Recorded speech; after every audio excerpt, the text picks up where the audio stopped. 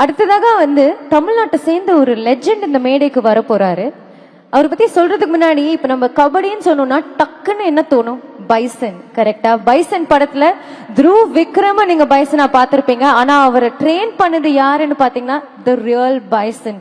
தி real பைசனோட கதை எடுத்து பாத்தீங்கன்னா ரொம்ப கஷ்டங்கள், நிறைய ஏமாற்றங்கள், நிறைய பிரச்சனைகளை மீண்டு வந்தாரு. அண்ட் ஆஃப்கோர்ஸ் ஒரு வழி அமைச்சு தந்திருக்காருன்னு சொல்லும். அண்ட் நிறைய பேரை thousands and thousands of aspiring athletes inspire பண்ணியிருக்காரு. ஸோ வித்வுட் ஃபர்தர் டு எல்லாருமே ஒன்னா சேர்ந்து பலத்த கரகோஷத்துடன் let's welcome the real bison himself, Manathi Ganesan sir. Big big big round of applause for him. நம்மள சுத்தி போடுற வேலிய உடைக்கிறவன் வீரன் தான். வேலி போட முடியாத உயரத்துக்கு வளர்றவன் தான் மாவீரன். எங்கள் மாவீரன் அண்ணன் மனதி கணேசன் அவர்களுக்கு ஒரு அரங்கம் நிறைந்த கைதட்டலோடு வருக வருக என அன்போடு அழைக்கிறது சாம்பியன்ஸ் ஆஃப் தமிழ்நாடு.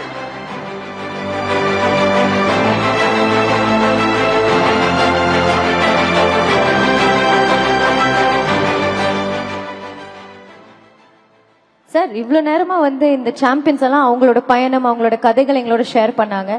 நீங்களும் உங்களோட பயணம், உங்களோட கதைகள் எங்களோட ஷேர் பண்ணணும்னு ஆசைப்படுறோம். அது முக்கியமா SDAT இப்ப பண்ற இந்த இனிஷியேட்டிவ்ஸ் பத்தி எல்லாம் உங்களோட தாட்ஸ்.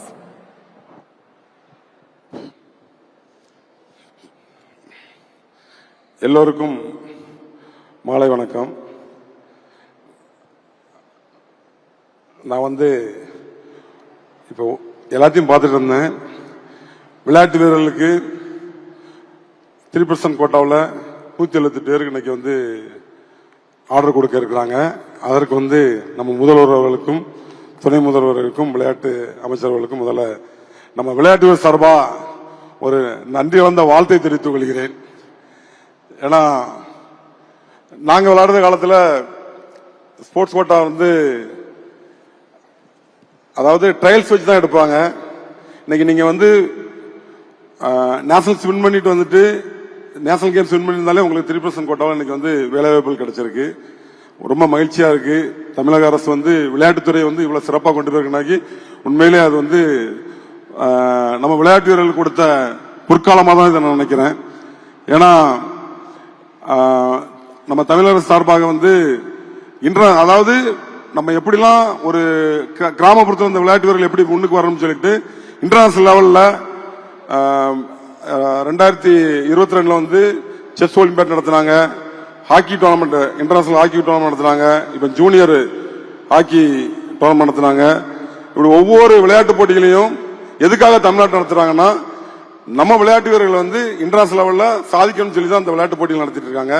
உண்மையிலே அதற்கு நம்ம முதல்வர்களுக்கும் துணை முதல்வருக்கும் எனது சார்பாக நன்றியை தெரிவித்துக்கிறேன். ஏன்னா இன்னைக்கு பைசன் திரைப்படம் மூலமா தான் என்னைய தம்பி மாரி செல்வராஜ் மூலமா இன்னைக்கு வெளியே வந்திருக்கோம்னா 30 வருடங்களுக்கு முன்னாடி நாங்க பட்ட கஷ்டங்களுக்கு இன்னைக்கு இந்த மேடை எனக்கு கிடைச்சிருக்கு. உண்மையிலே அதற்கு துணை முதல்வர்களுக்கு விளையாட்டு அமைச்சருக்கு முதல்ல நான் நன்றி செலுத்துறேன். ஏன்னா அவங்க தான் கண்டிப்பா அந்த பங்கன்ல கலந்துக்கணும்னு சொல்லியிருக்காங்க. உண்மையிலே எனக்கு ரொம்ப தேங்க்ஸ். அது மட்டுமல்ல, நான் சின்ன கிராமத்துல விவசாய குடும்பத்தில் பிறந்து கபடி விளையாடுறது கூட கிரவுண்ட் இல்லாத ஒரு ஊர்ல இருந்து இன்னைக்கு வந்திருக்கோம்னா என்னோட அதாவது தன்னம்பிக்கை, விடாமுயற்சி தான். எத்தனை தோல்விகள் கண்டாலும் நீங்க கண்டிப்பா நீ ஜெயிச்சு வரணும். அதுதான் அதை நீங்க சொல்லணும்னு சொல்லி தான் கூப்பிட்டுருந்தாங்க. உண்மையிலே தமிழக அரசு இன்னைக்கு அதாவது நம்மளுக்கு ஸ்காலர்ஷிப் மாதிரி 1172 பேருக்கு இன்னைக்கு உண்மையிலே ரொம்ப சிறப்பா செஞ்சுட்டு இருக்காங்க. எல்லாரும் இன்னைக்கு ஒவ்வொருத்தரும் பேசுறப்போ எனக்கு ரொம்ப சந்தோஷமா இருந்துச்சு. தூத்துக்குடியில இருந்து வந்திருக்காங்க, எங்க மாவட்டத்திலிருந்து வந்திருக்காங்க. ரொம்ப மகிழ்ச்சியா இருந்துச்சு. அவங்கள இன்னைக்கு சிறப்பு வச்சு அந்த அம்மா நானும் அதே கண்டிஷன்ல இருந்தா கஷ்டத்தின் சூழ்நிலை தான் நம்ம ஜெயிச்சு வந்திருக்கோம். கண்டிப்பா உங்க மகா திறமைக்கு நம்ம துணை முதல்வர் சொன்ன மாதிரி ரொம்ப சிறப்பாக அவளோட திறமை கிடைச்ச பரிசு தான் அது.